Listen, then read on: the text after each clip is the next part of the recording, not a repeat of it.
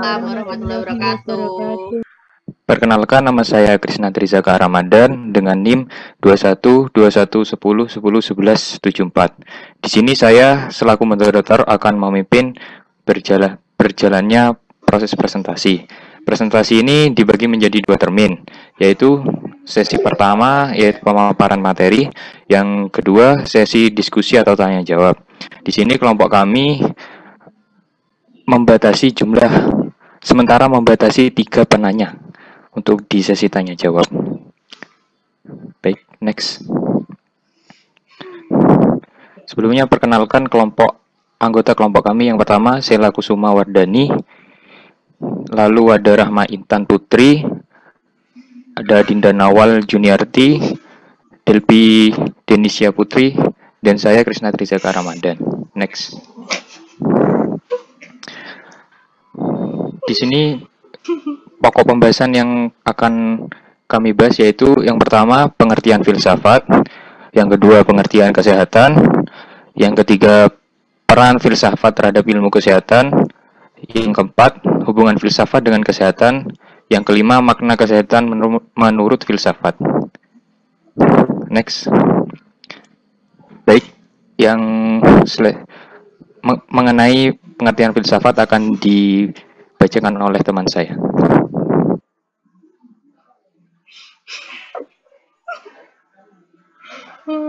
Perkenalkan, nama saya Delbi Denisia Putri. Di sini saya akan mempresentasikan tentang apa itu filsafat ilmu.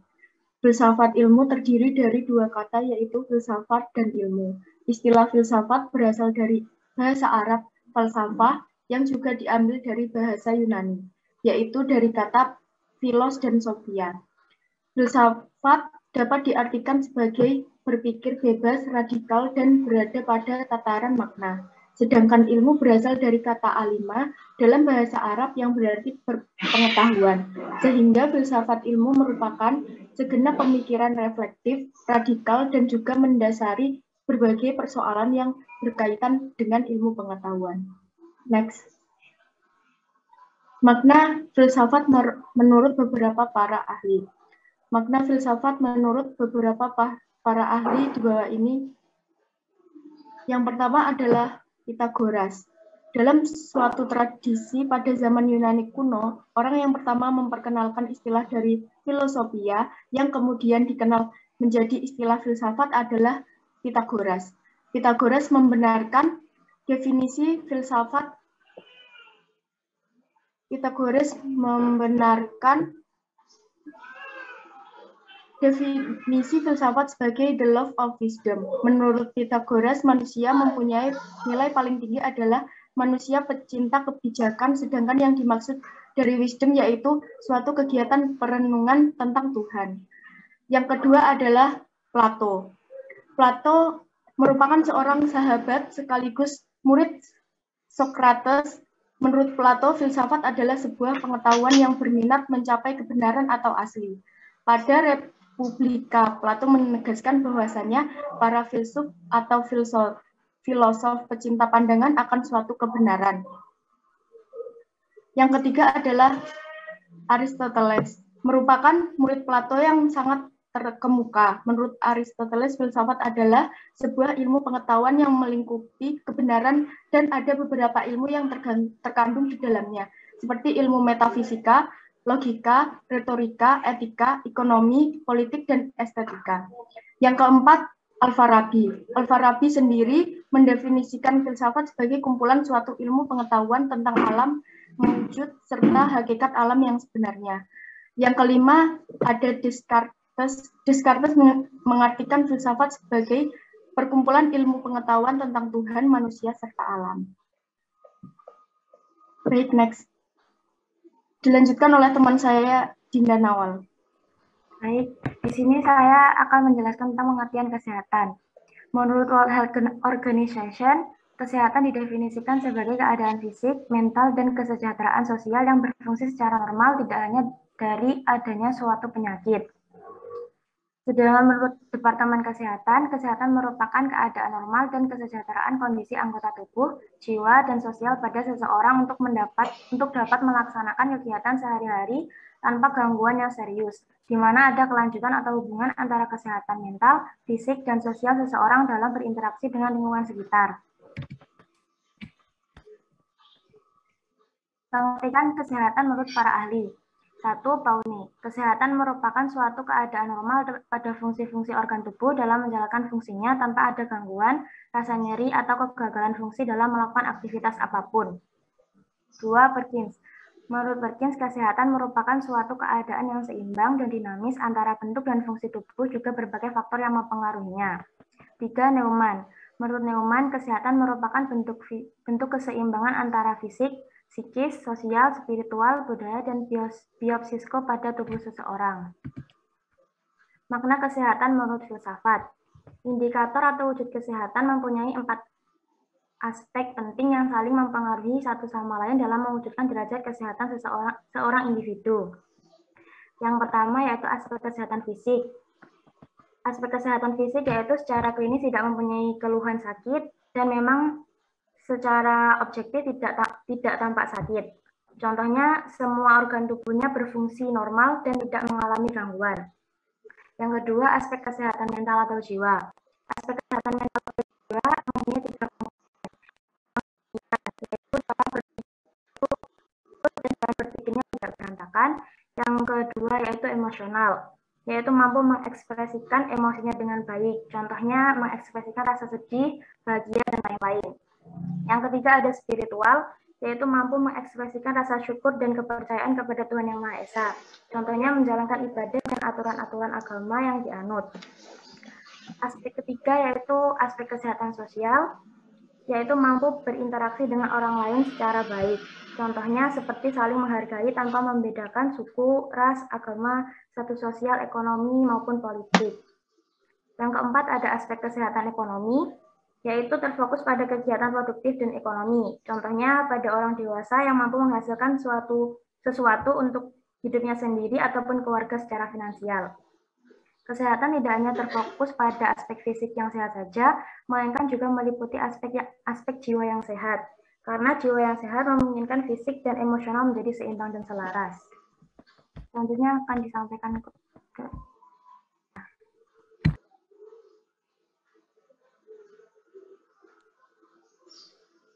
Baik, saya akan melanjutkan presentasi, yaitu peran filsafat dalam ilmu kesehatan.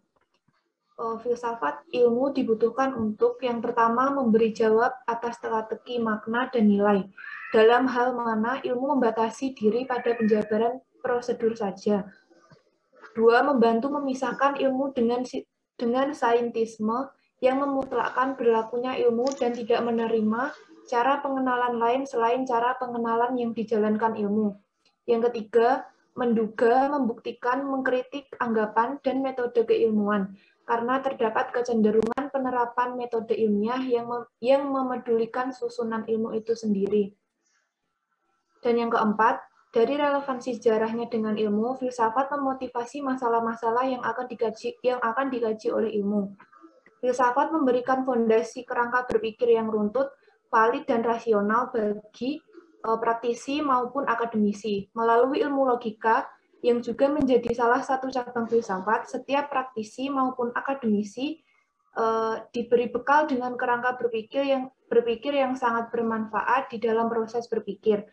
Selain ilmu pengetahuan, di atas dasar logika dan begitu pula ilmu kesehatan.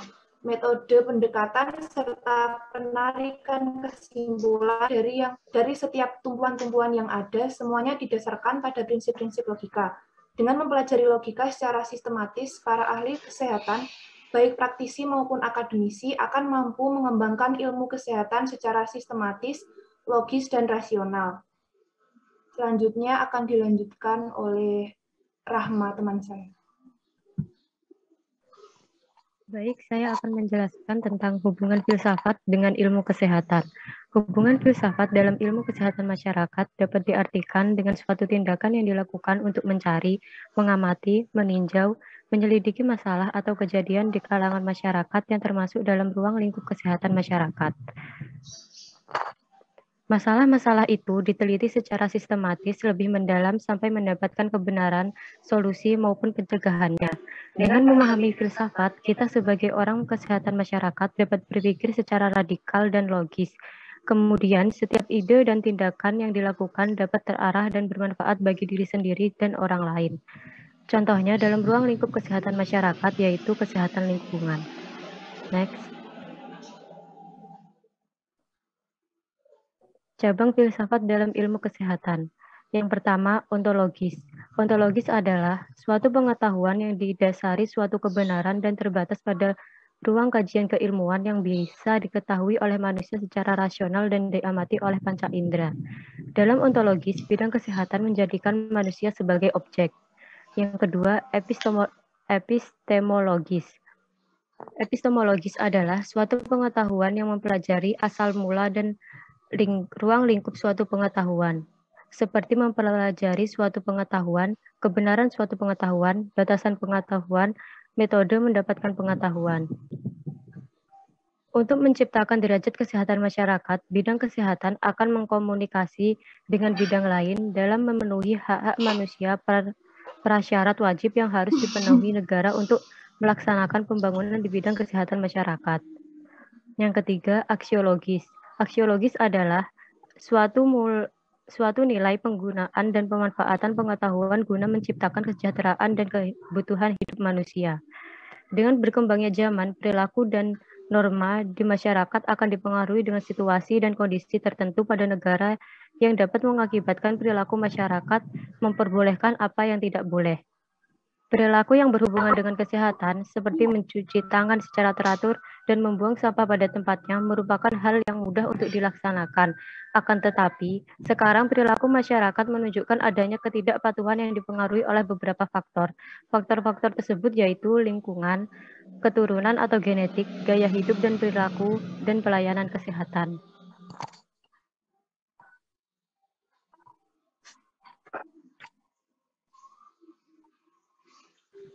Baik, di sini sesi pemaparan materinya sudah selesai. Akan dilanjut dengan sesi tanya jawab. Mungkin dari rekan-rekan ada yang bertanya, dipersilakan untuk raise hand terlebih dahulu.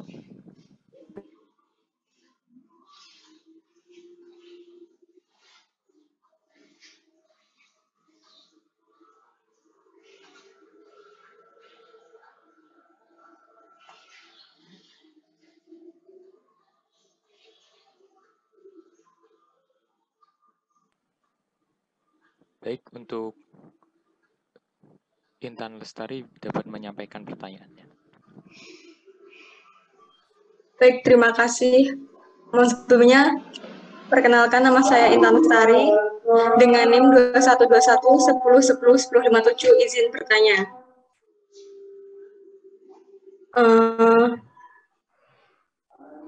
Bagaimana contoh implementasi hubungan filsafat dengan ilmu kesehatan pada kehidupan sehari-hari?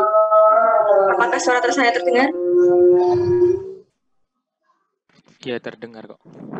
Ya. Terima kasih. Baik, pertanyaan saya simpan dulu.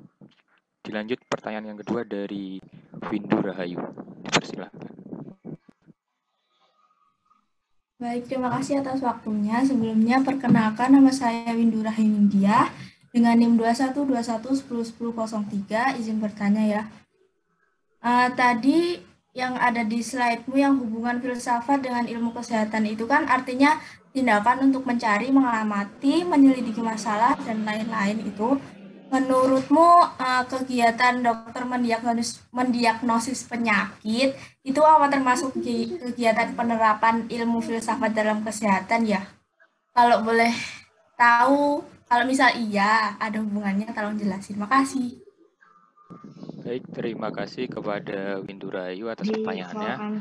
Untuk pertanyaannya kami simpan terlebih dahulu. Dilanjut pertanyaan yang selanjutnya, Mbak Elsafira, dipersilahkan.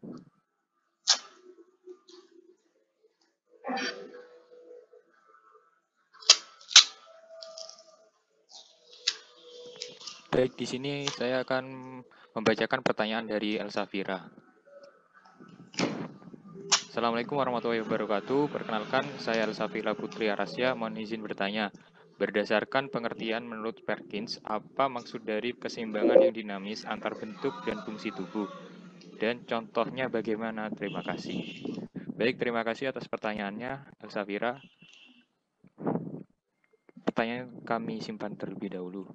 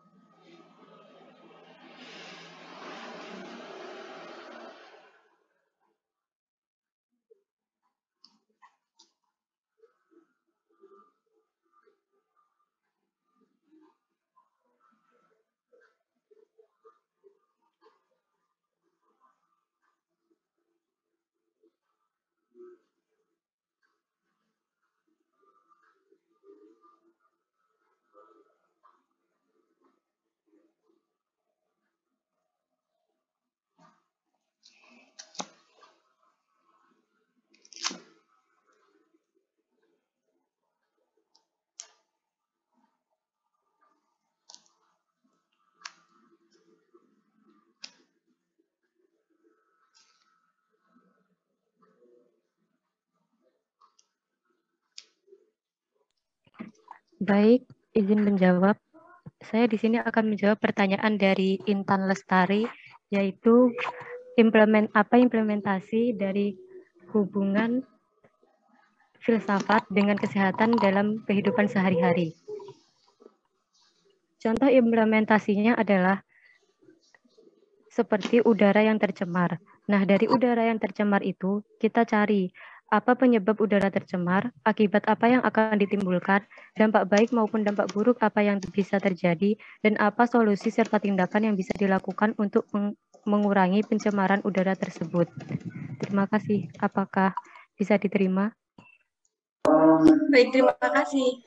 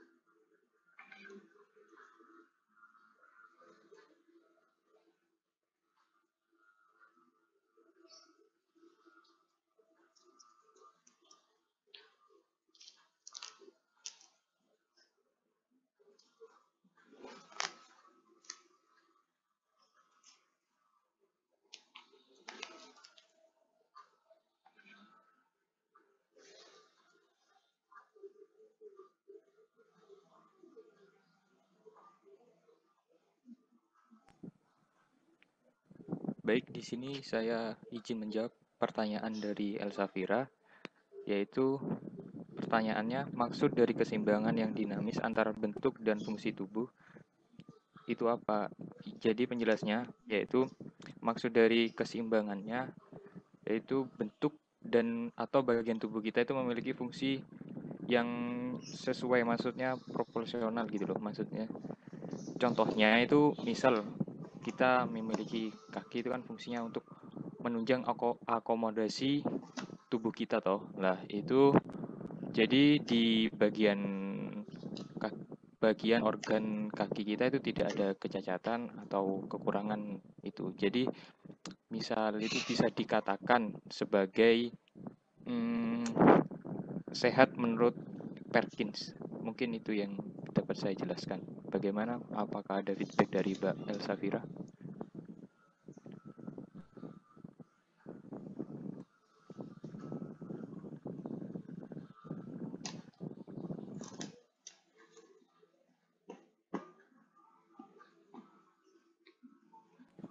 Baik, mungkin Elsafira ada kendala sinyal atau mungkin tadi kan sepertinya masih vaksin ya. Jadi bisa lanjut ke pertanyaan yang selanjutnya.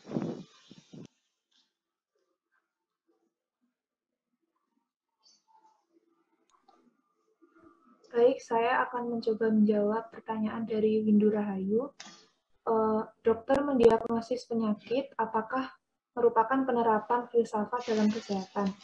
Menurut saya, jawabannya adalah iya, karena seperti yang telah kami jelaskan tadi, filsafat ilmu merupakan segenap pemikiran reflektif, radikal, dan juga mendasari berbagai persoalan yang berkaitan dengan ilmu pengetahuan.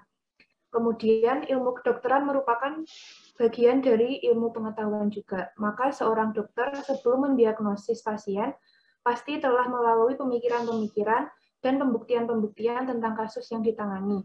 Jadi menurut saya, seorang dokter mendiagnosis merupakan penerapan ilmu filsafat dalam kesehatan. Apakah ada feedback dari Windu Rahayu? Enggak, saya udah, makasih. Sama-sama.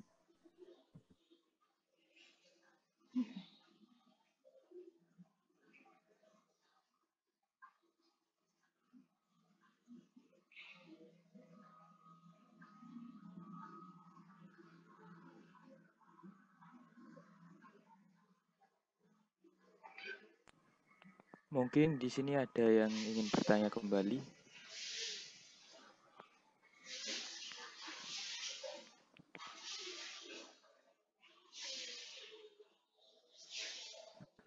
Baik, jika tidak ada pertanyaan lagi, mungkin sekian presentasi dari kelompok kami, kurang lebihnya. Halo, bisa Oke. dibuka tambahan, barangkali ada tambahan. Oh, enggak Bapak, sudah. Tanggapan Baik, baik dari kelompok maupun dari audiens bisa. oke Bapak. Barangkali ada sumber-sumber lain Oke. dari referensi yang dibaca ya. Oke. Mungkin dari rekan-rekan ada tambahan mengenai jawaban dari kelompok kami dari pertanyaan-pertanyaan yang tadi sudah dijawab.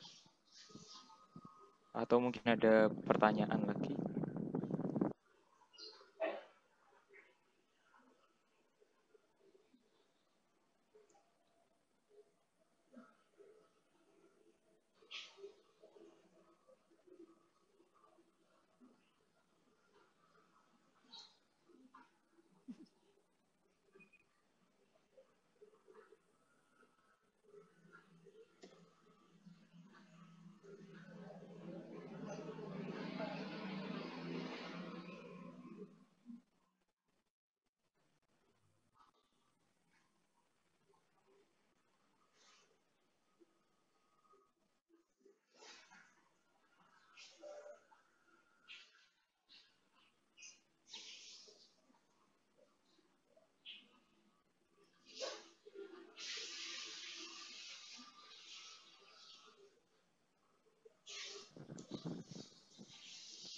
Apakah ada yang ingin bertanya lagi untuk teman-teman?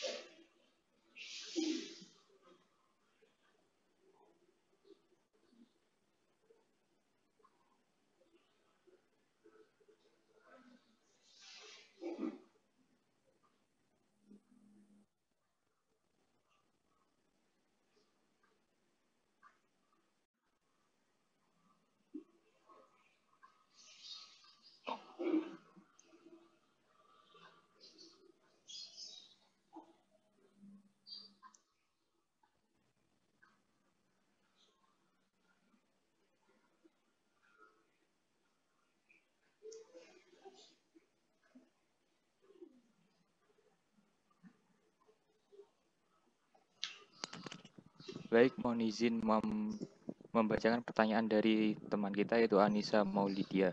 Pertanyaannya adalah, apa pentingnya mempelajari ilmu filsafat dalam kehidupan sehari-hari? Karena banyak dari orang yang semakin dalam mempelajari filsafat, semakin ia tidak percaya dengan keberadaan Tuhan dan mulai mempertanyakan kebenarannya. Terima kasih. Mungkin pertanyaannya kita simpan terlebih dahulu. Kelompok kami akan berdiskusi. Terima kasih sebelumnya pertanyaannya kepada Mbak Anissa Maulida.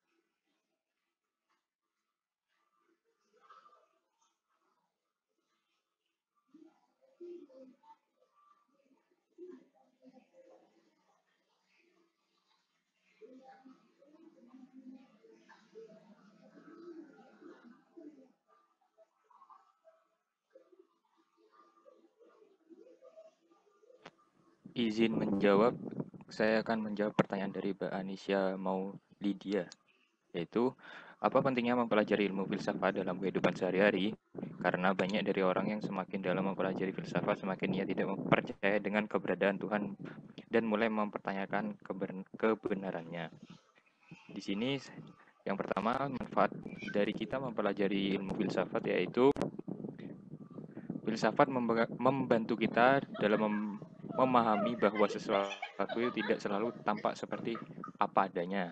Yang kedua, filsafat membantu kita mengerti tentang diri kita sendiri dan dunia kita.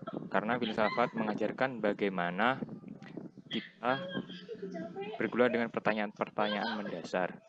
Yang ketiga yaitu filsafat membuat kita lebih kritis. Filsafat mengajarkan pada kita bahwa apa yang mungkin kita terima begitu saja ternyata salah atau menyesatkan atau hanya merupakan sebagian dari kebenaran. Lah, untuk bagaimana orang-orang semakin mempelajari filsafat itu semakin sesat itu kembali ke apa ya? Ke dirinya masing-masing gitu.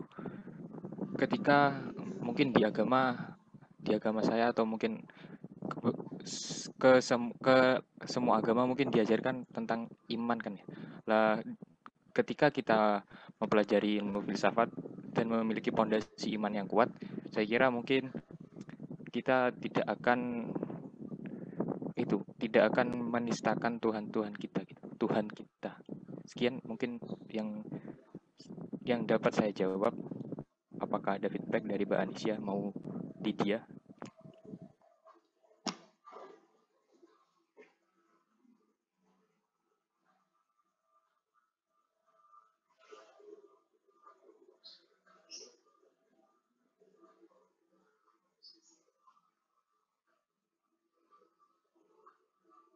Baik, terima kasih.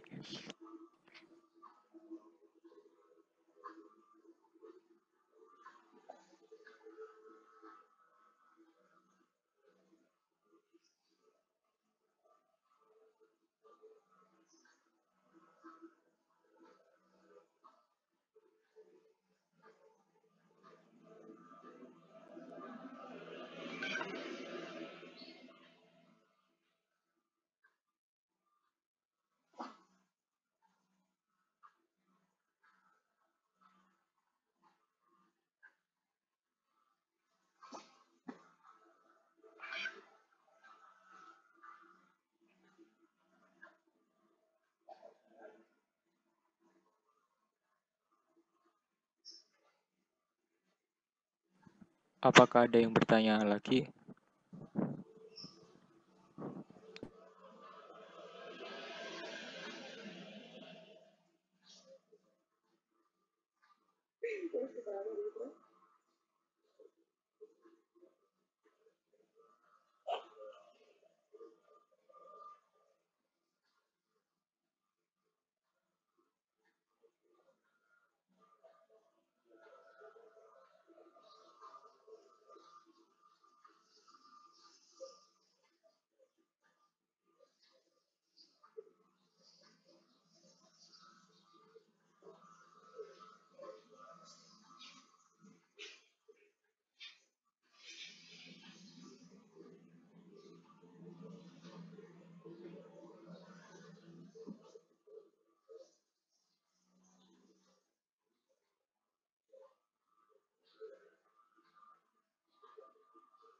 Kalau memang tidak ada, bisa diakhiri ya. Kelompok 2. Baik, itu ada dari Adelia, dipersilakan jika ada Oh pertanyaan. ya, silakan. Baik, terima kasih atas kesempatannya. Saya ingin bertanya mengenai contoh ontologi dalam kehidupan sehari-hari itu seperti apa ya? Baik, terima kasih atas pertanyaannya. Kami tampung terlebih dahulu di pertanyaan. Baik, bisa dilanjut kepada Sinta Arfiani. Dipersilahkan. Baik, terima kasih. Perkenalkan, saya Sinta Arfiani dengan NIM 21074. Izin bertanya, filsafat bidang kesehatan tadi, contohnya kesehatan lingkungan. Nah, itu mempelajari tentang penyebab kesehatan lingkungan itu sendiri dan lain-lain. Apakah hal tersebut merupakan salah satu penerapan filsafat ilmu dalam bidang epidemiologi ya? Terima kasih.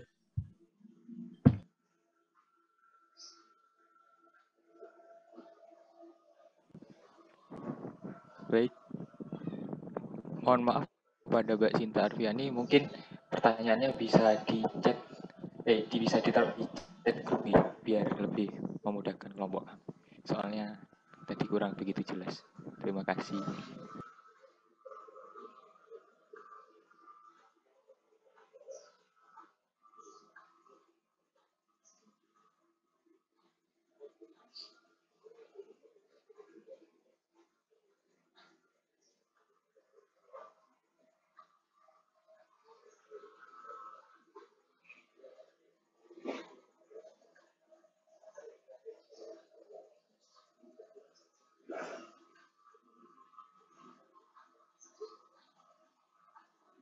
Kelompokku benar-benar KPI, sumpah kalau kesel aku boleh jawab dulu.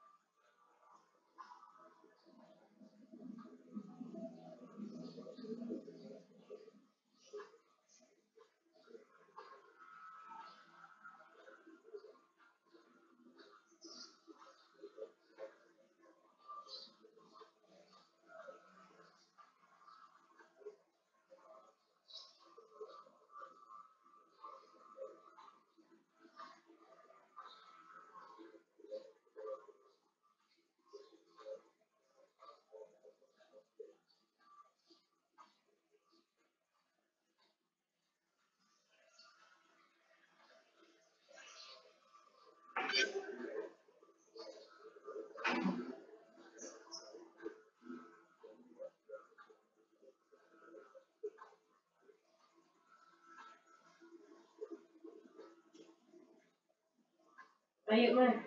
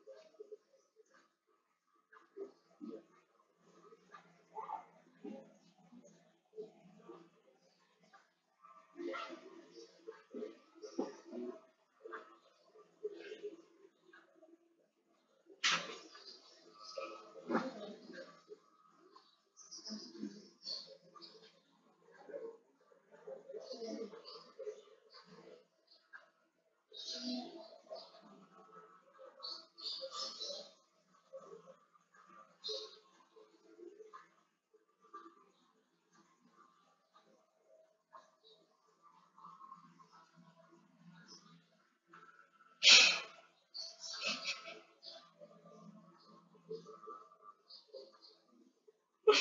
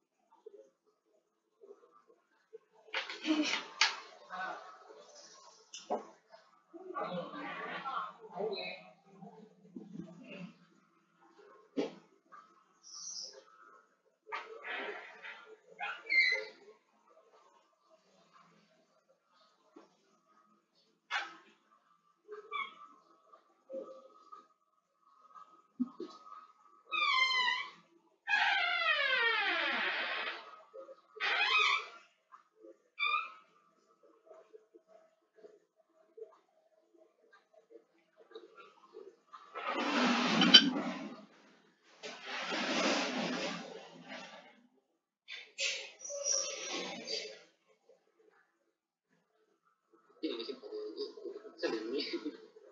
Aduh, itu pertanyaan jawabannya dari Facebook.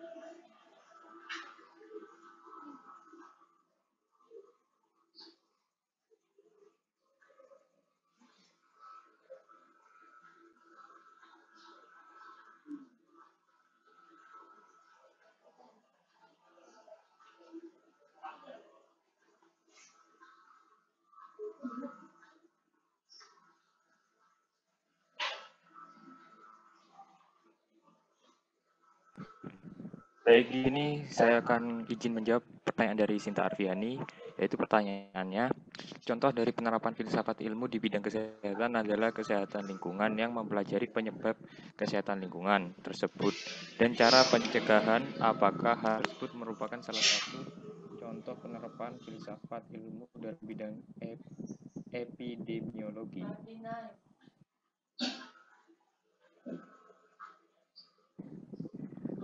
Jawabannya, iya, karena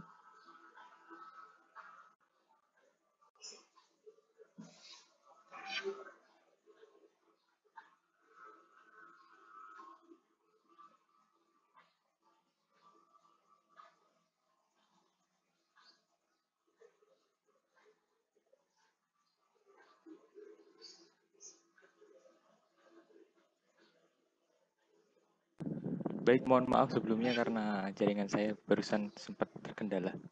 Baik, saya akan lanjutkan jawabnya. Menurut kelompok kami, yaitu apakah penerapan filsafat ilmu di bidang kesehatan itu ada kaitannya dengan epidemiologi. Nah, menurut pertanyaan Mbak Sinta tadi kan, ini lingkungan, ini kan filsafat ilmu mempelajari penyebab kesehatan lingkungan atau pencegahan. Nah, itu kan sudah termasuk dari pengertian dari epidemiologi. Jadi, antara ilmu filsafat tersebut dengan epidemiologi ada kaitannya. Apakah sudah menjawab, G? Sudah, terima kasih. Baik, terima kasih.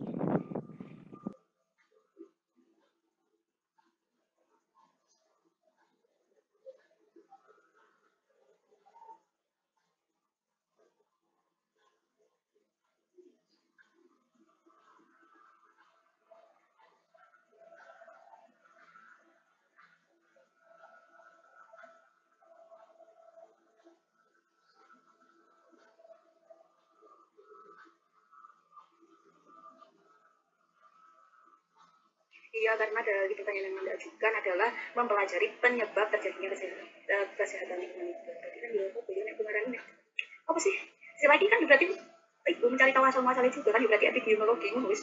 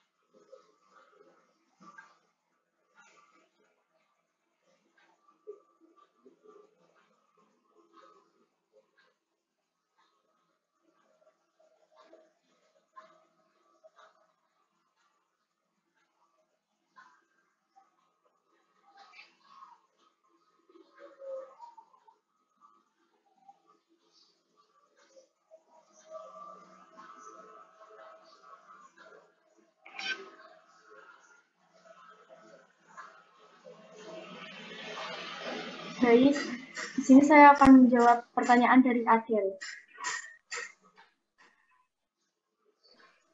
Contoh ontologis di bidang kesehatan seperti pemberantasan penyakit-penyakit seperti di masa pandemi sekarang, kita berupaya untuk memberantas penyakit dengan cara mencegahnya dengan menerapkan protokol kesehatan.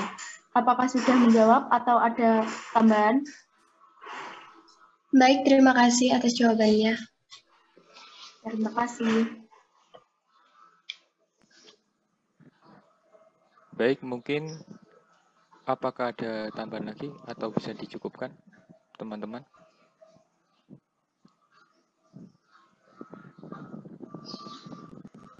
Baik, jika tidak ada pertanyaan lagi atau diskusi dari teman-teman atau feedback, kami akhiri dari kelompok 2, kurang lebihnya mohon maaf.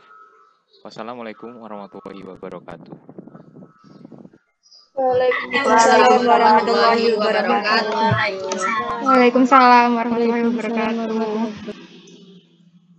Baik, terima kasih untuk kelompok 2 yang telah mempresentasikan hasil kerja kelompok 2 berdasarkan evaluasi sementara.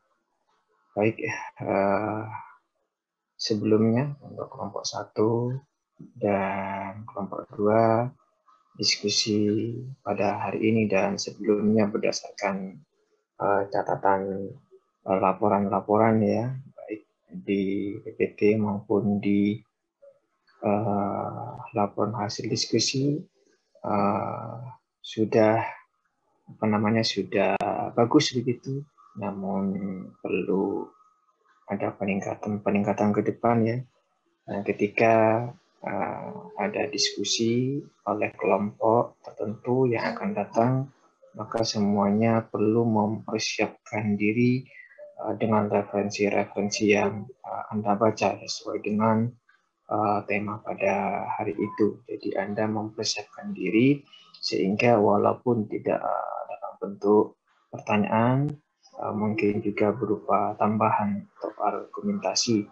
Nah, ketika Anda sampaikan apa yang Anda baca itu, Anda sampaikan sumbernya apa, maka itu adalah sebagai bentuk penilaian tertinggi, yaitu nilai eksploratif. Silakan perjuangkan ke depan, masih panjang ya, ini masih ada 2 pertemuan diskusi ya. Silakan, ini masih panjang perjalanan ke depan untuk menambah nilai yang bagus.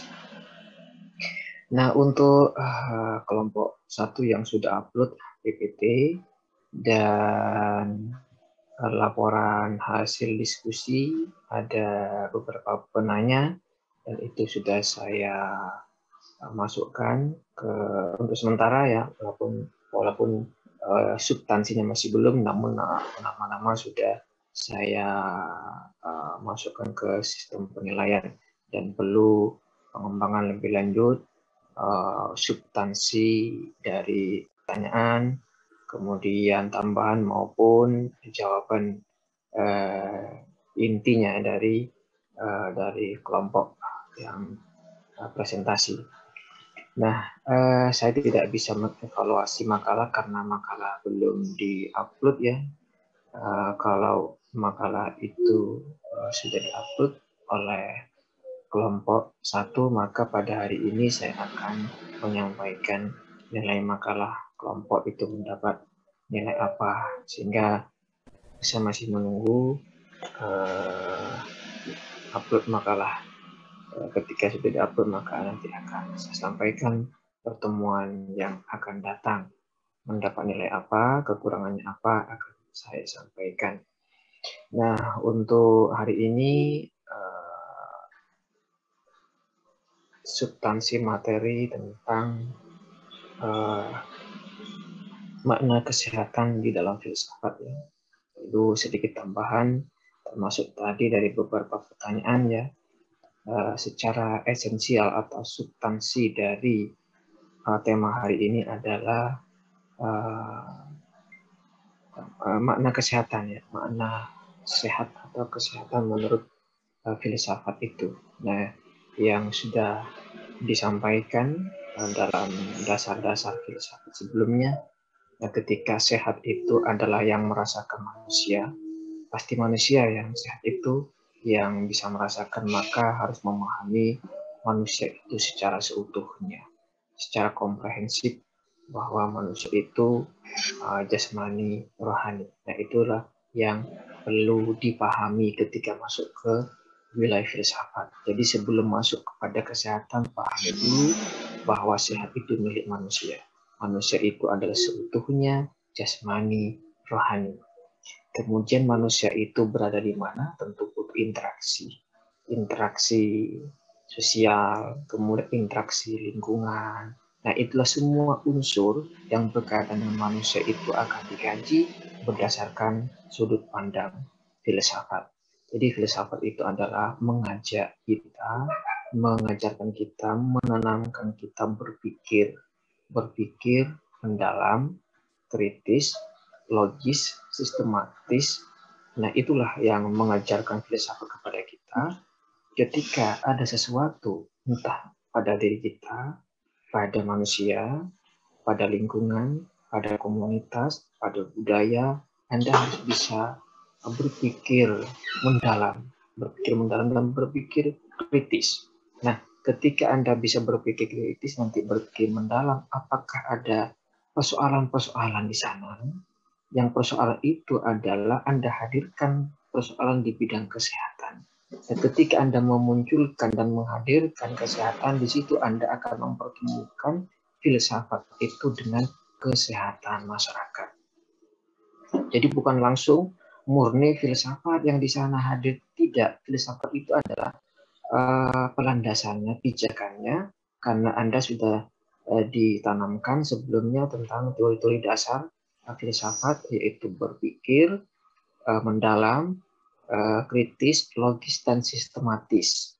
Kemudian ketika Anda menemukan fakta dan fenomena-fenomena, baru Anda akan menghadirkan masalah atau persoalannya di bidang kesehatan.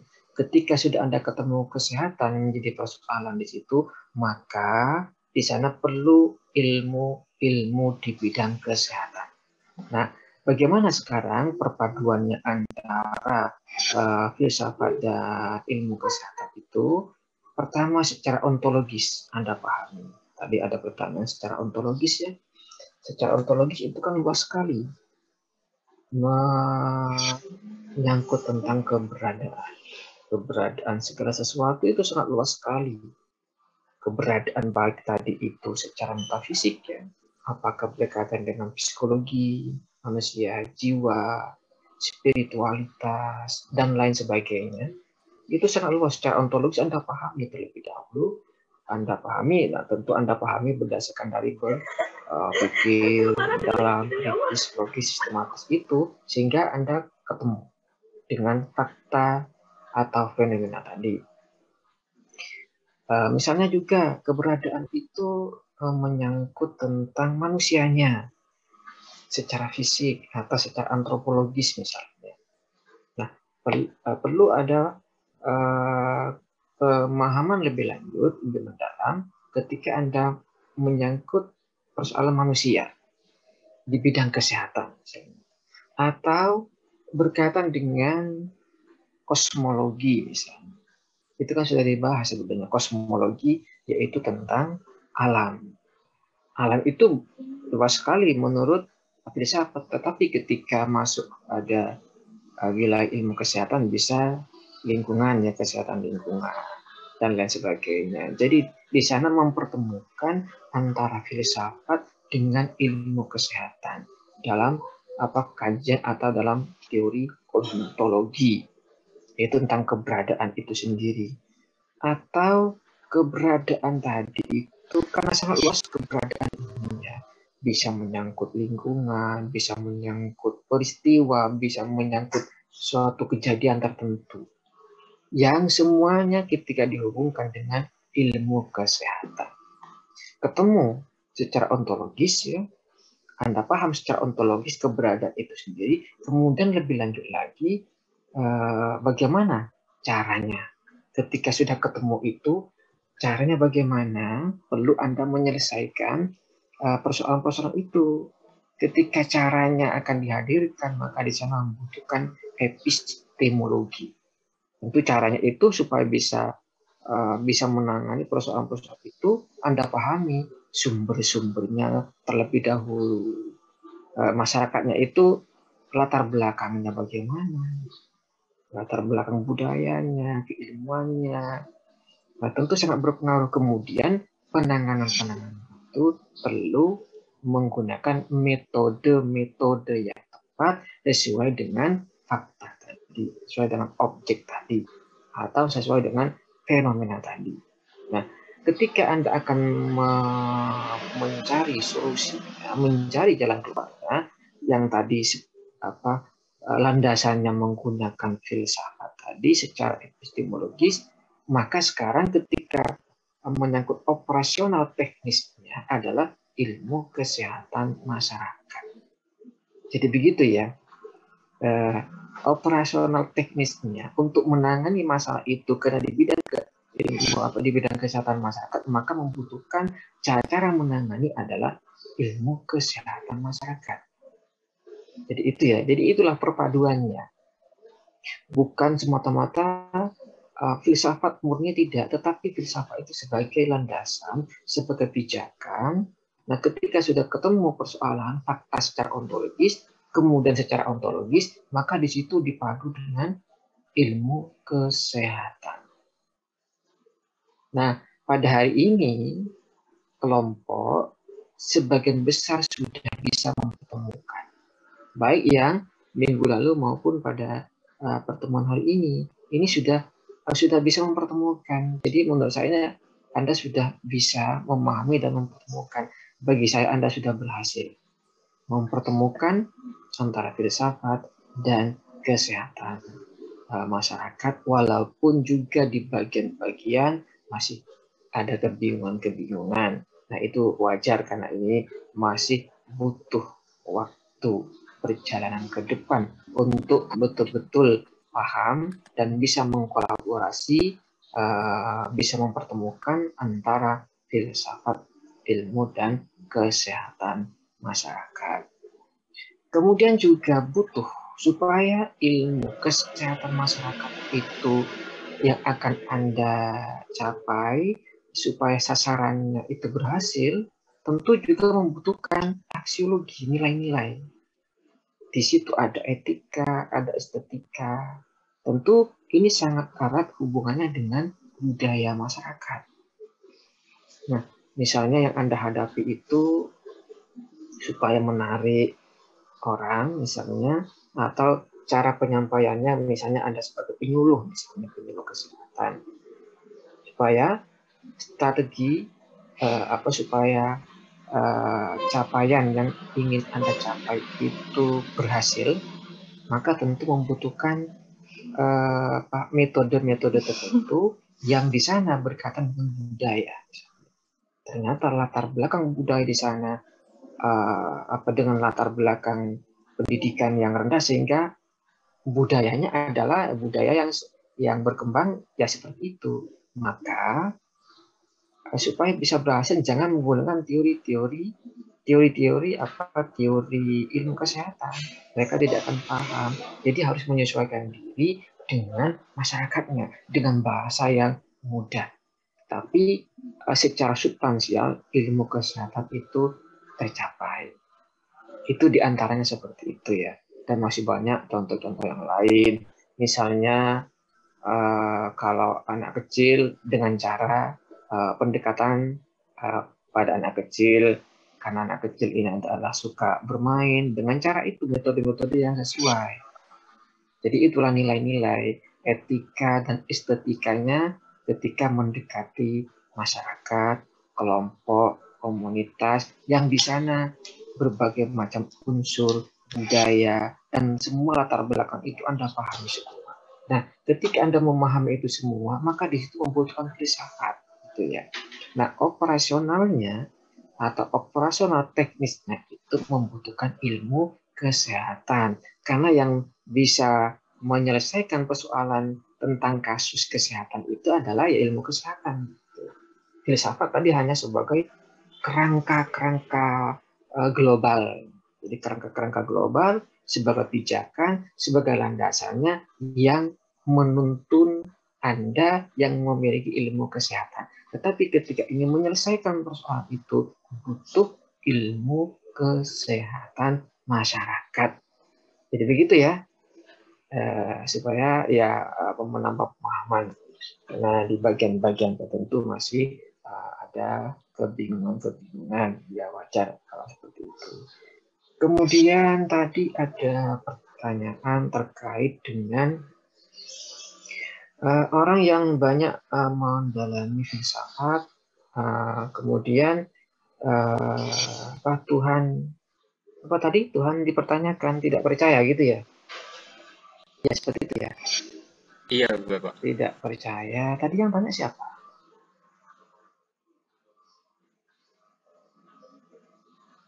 Halo? Dari Anisha Maulidia. Anissa. Oke, Bapak. Nah, kalau misalnya ada semacam itu, mungkin pemahaman umum yang selama ini tidak mendalami filsafat, semacam ada kesimpulan atau stigma semacam itu ya, seperti tidak percaya pada Tuhan. Nah, itu perlu dipahami secara kerangka yang lebih luas lagi. Karena begini, filsafat itu berasal dari pemikiran akal manusia. Nah, kemudian ada sumber pengetahuan itu yang memang berasal dari Tuhan atau wahyu. Jadi begitu Anda harus memahami ada sumber pengetahuan yang berasal dari Tuhan atau wahyu yang turun kepada para nabi dan rasul. Itu sumber pengetahuan. Nah, sumber pengetahuan yang berasal dari Tuhan itu pasti benar, pasti baik begitu. Pasti benar, pasti baik. Nah, ada sumber pengetahuan yang memang itu berasal atau diolah oleh manusia sendiri. Karena manusia itu punya akal tadi ya, punya naluri, punya nurani juga ya. Sehingga dari naluri nurani itu lahir intuisi. Kemudian dari akal, ya. Ada yang mau disampaikan? Tidak ada ya. Kemudian ada sumber pengetahuan itu yang didasarkan pada rasio, didasarkan pada pengalaman atau empiris. Itu lahir dari manusia. Jadi ada sumber pengetahuan yang memang berasal dari Tuhan, yang tadi saya sampaikan sifat ilmu yang atau sumber pengetahuan yang berasal dari Tuhan itu pasti benar, pasti baik. Tetapi kalau itu berasal dari manusia, bisa benar, bisa salah, bisa baik, bisa buruk. Jadi begitu ya, kalau itu berasal dari manusia. Nah, sementara manusia itu ada di muka bumi ini sesuai dengan interaksinya, sesuai dengan pengalaman hidupnya. Nah, sementara timur itu selama ini sesuai dengan DNA pengetahuan manusia adalah banyak menggunakan wahyu dan intuisi. Nah, sementara barat selama ini sesuai dengan DNA pengetahuannya adalah rasionalisme dan empirisme. Jadi begitu ya, rasionalisme dan empirisme. Nah, apakah di timur ini tidak ada rasionalisme? Empirisme ada. Bukan berarti semata-mata semuanya ada menggunakan wahyu dan intuisi, tidak. Tapi karena DNA pengetahuan itu dilabelkan kepada timur, ya seperti itu. Walaupun ada juga yang sifatnya dari wahyu dan juga yang dari rasionalisme dan empirisme. Demikian juga barat. Barat juga tidak semata-mata rasionalisme dan empirisme, tapi juga ada yang mendasarkan wahyu dan intuisi. Hanya sesuai dengan DNA pengetahuannya itu dilekatkan atau dilabelkan demikian. Nah, ketika itu sudah ada pada diri manusia, dan manusia bertempat di muka bumi itu di mana, kemudian manusia itu diperintah oleh Tuhan untuk mengelola alam, kan begitu. Manusia diperintah oleh Tuhan untuk mengelola alam, karena manusia itu sebagai khalifah di muka bumi, kelolalah alam itu. Nah, tentu manusia akan mengelola alam itu adalah dengan menggunakan bisa sumber daya yang dimiliki, bisa akal, bisa rasionalisme, bisa intuisi, bisa empirisme. Nah, kemudian lahirlah namanya teman-teman tadi, karena tadi akalnya itu menciptakan sesuatu, berkreasi, berinovasi dan segalanya sehingga ada sesuatu yang dibikin dan diciptakan oleh manusia. Nah, dari hasil temuan-temuan atau interaksinya dengan alam itu bisa benar, tadi saya sampaikan, bisa salah. Jadi ada aktivitas, ada hasil karya, misalnya, ada gagasan manusia. Jadi gagasan manusia itu bisa benar, bisa salah, bisa baik, bisa buruk, termasuk aktivitas manusia tadi bisa benar, bisa salah, bisa baik, bisa buruk. Nah, tetapi ketika di barat yang selama ini menggunakan rasionalisme tadi dan empirisme, nah ketika masuk ke wilayah ketuhanan, itu di barat ya, ini bicara manusia semua manusia, sehingga saya sampaikan tadi, kalau manusia itu bisa benar, bisa salah. Nah, kalau dasar selama ini yang dipakai adalah rasionalisme, kemudian empirisme, yang wilayah ketuhanan di sana dianalisis oleh empiris dan rasionalis atau keimanan, itu tidak ketemu di rasionalismenya tidak ketemu di empirismenya. Kenapa? Karena tadi wilayah Tuhan dicari di akalnya, termasuk surga itu seperti apa, dicari di akalnya, tidak ketemu di fakta-fakta empiris, tidak bisa diuji, tidak bisa dibuktikan. Surga itu seperti apa, neraka itu seperti apa, itulah barat. Jadi kita itu berpikir global, sehingga ada seperti itu juga. Maka di sana banyak aliran-aliran itu di filsafat. Makanya saya sampaikan sebelumnya, belajar filsafat itu hati-hati, begitu. Hati-hati karena ruang itu sangat luas sekali. Ruang dalam filsafat itu sangat luas sekali. Jangan terjebak di satu ruang tertentu kemudian meyakini yang benar hanya itu. Itulah kekeliruannya. Yang tidak bijak manusia itu seperti itu. Seolah-olah kebenaran hanya di ruang tertentu saja. Itulah kemudian mempublish ke manusia yang lain, mempublish ke media. Seolah-olah itu kemudian tampil di televisi, tampil di media. Hanyalah itu kebenarannya dan mengakui kebenaran hanya itu. Nah, itulah letak persoalannya. Kadang membawa nama filsafat. Filsafat itu sangat bijak sebenarnya. Tidak selalu membenarkan dirinya. Kalau selalu membenarkan dirinya dan merendahkan yang lain, berarti sangat tidak bijak. Itu kebalikannya. Hanyalah di ruang tertentu, diam di ruang tertentu, meyakini kebenarannya. Padahal filsafat itu yang disebut dengan cinta kebijaksanaan itu menjelajahi ke semua ruang-ruang itu. Sehingga tidak mudah menyalahi, merendahkan yang lain. Jadi jangan terkecoh yang mungkin yang tampil di televisi, tampil di media, membawa nama-nama filsafat. Justru di situ menjelek-jelekkan. Nah, filsafat itu sangat luas. Jadi sangat menghargai yang beda, bukan merendahkan yang beda. Jadi kalau masuk olah-olah kebenaran hanya dirinya, justru itu berbalik arah. Hanyalah logika yang dipakai. Filsafat tidak hanya logika, retorika bahasa misalnya ada di situ. Logika saja yang dipakai, padahal alat ukur filsafat itu banyak sekali. Jadi itu ya. Ketika lahir dari manusia bisa benar, bisa salah, bisa baik, bisa buruk. Oleh karena dari situ, maka peran agama itu datang kepada manusia, peran wahyu itu datang kepada manusia. Karena manusia tadi dengan akalnya, dengan intuisinya, dengan empirismenya, untuk mengolah alam tadi, kelola alam itu. Nah, ketika mengolah alam, manusia itu bisa salah, bisa baik, bisa buruk. Yang salah itu, maka di sana ada peran agama, ada peran wahyu datang pada manusia, meluruskan, membenarkan pada manusia. Hai manusia, yang Anda yakini seperti itu, kata agama ini yang benar. Karena fungsi agama, fungsi wahyu itu kepada manusia. Nah, sementara tadi manusia membuat sesuatu tadi karena dengan akalnya, fakta-fakta empiris dan intuisinya untuk mengolah alam. Karena sebelum ada agama itu, manusia tercipta terlebih dahulu. Manusia terbentuk terlebih dahulu. Manusia dulu, baru agama. Ketika manusia tercipta, manusia sudah berinteraksi dengan alamnya masing-masing, menemukan sesuatu, berkreasi, menciptakan, bisa benar, bisa salah, bisa baik, bisa buruk.